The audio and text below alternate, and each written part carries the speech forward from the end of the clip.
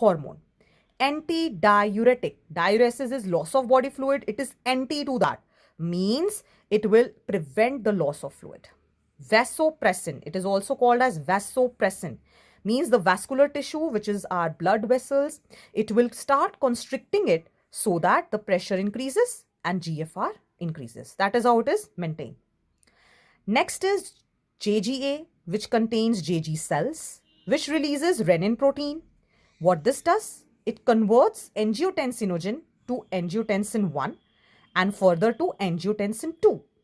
This angiotensin 2, children, is a very, very powerful vasoconstrictor. It will constrict the blood vessels, it will increase blood pressure, and thereby it will also increase the GFR. Further, it also activates the adrenal cortex and it releases aldosterone. What aldosterone will do? It will start reabsorbing sodium and water in the DCT. It will also increase blood pressure and GFR. Together, because renin and angiotensin are working, it is called as renin-angiotensin mechanism.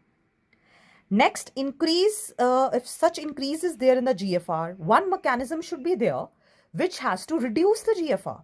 That is ANF, atrial natriuretic factor, released by the atria of heart.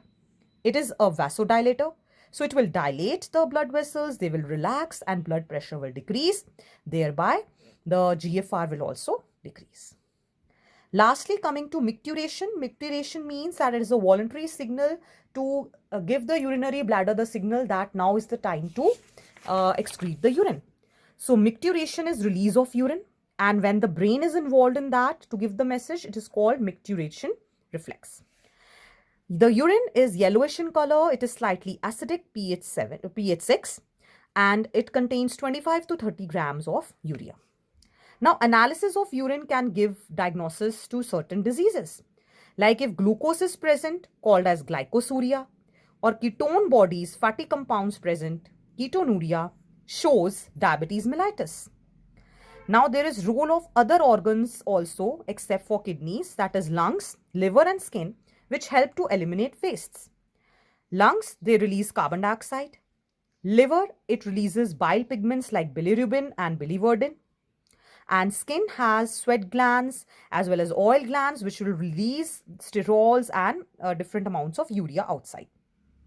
Lastly, talking about disorders of excretory system, sometimes the kidneys don't function, so urea is contained in the blood.